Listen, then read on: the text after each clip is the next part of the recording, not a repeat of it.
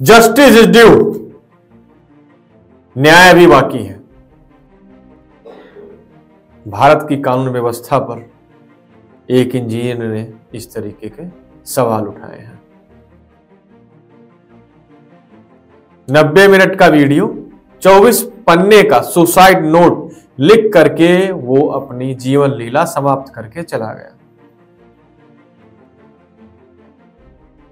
पति और पत्नी दोनों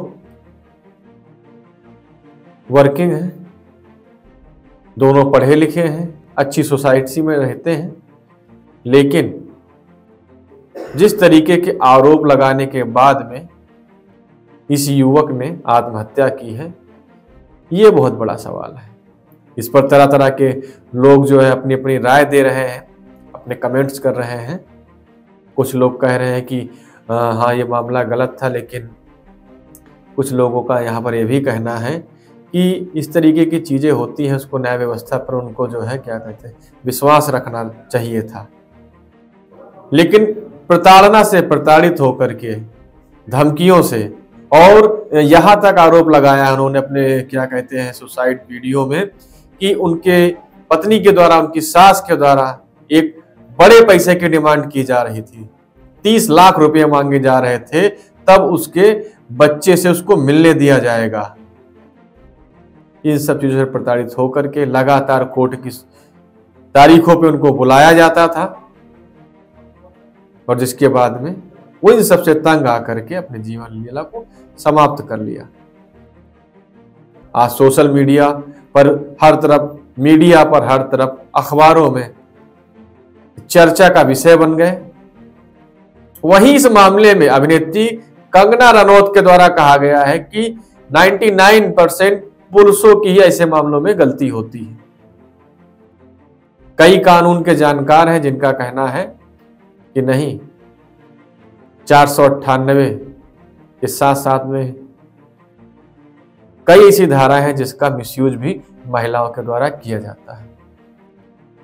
अब प्रश्न ये उठता है, जौनपुर में ससुराल है, बेंगलुरु में रहने वाला बंदा है, अगर हर बार वो सुनवाई पे आएगा, मेंटल हैरेसमेंट होता है, आर्थिक दिक्कतें आती हैं। 40,000 रुपये पर मंथ वो अपनी पत्नी को भेजते थे। उसके बाद पैसे की और डिमांड बढ़ी, धमकियां दी जाती थी।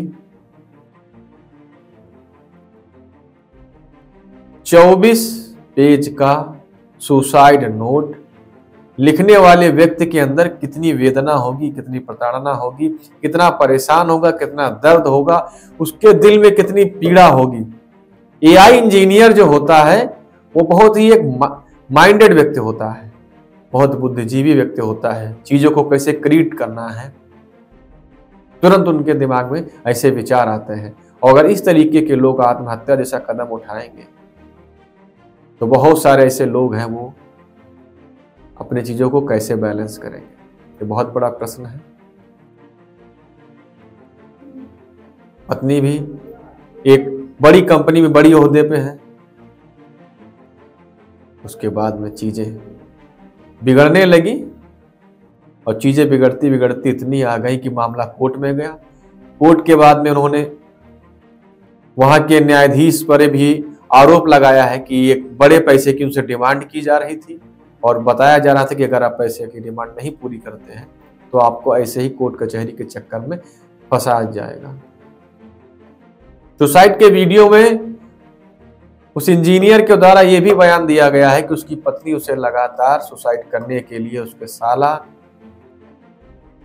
और भी कई अन्य लोग उसमें शामिल हैं जो उनको उकसाता था। उससे लगातार कहते थे कि तुम आत्महत्या कर लो, तुम मर जाओ। और इतना प्रताड़ित इंसान था वो, उसने बताया, वीडियो में कहा है कि मेरे 100 के पास में मेरी पत्नी को, मेरे साले को, मेरी सास को नजदीक भी आने ना दिया जाए, और अगर मुझे न्याय नहीं मिलता है तो उसी न्यायालय के बाहर किसी गटर में मेरी अस्थियों को डाल दिया जाए। मुझे तब तक मेरा जो है जो भी अंतिम कार्य होते ना किए जाए जब तक कि मुझे न्याय ना मिल जाए।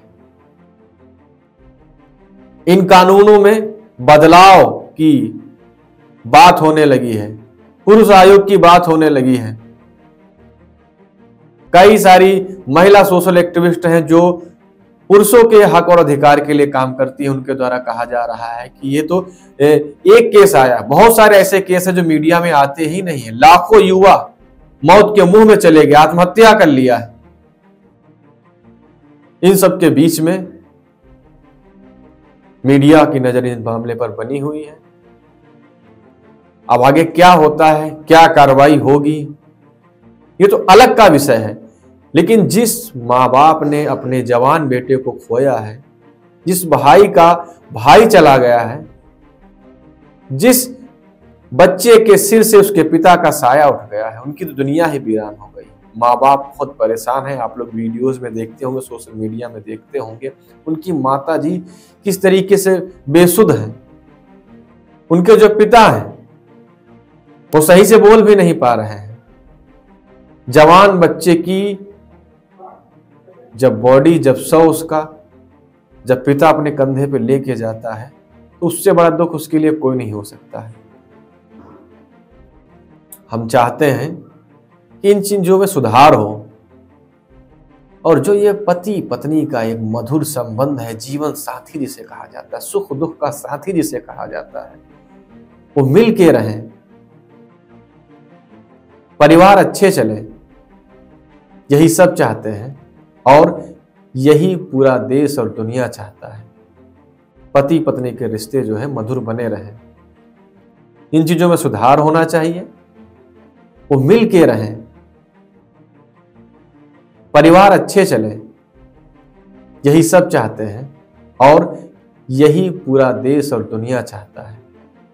पति पत्नी के रिश्ते जो है मधुर बने रहें, इन चीजों में सुधार होना चाहिए और दोबारा कोई ऐसी चीज ना आए हमारे समाज के सामने, ये सभी की जिम्मेदारी है। बाकी इस मामले में क्या होता है, बने रहिए मेरे साथ में और देखते रहिए प्राइम भारत।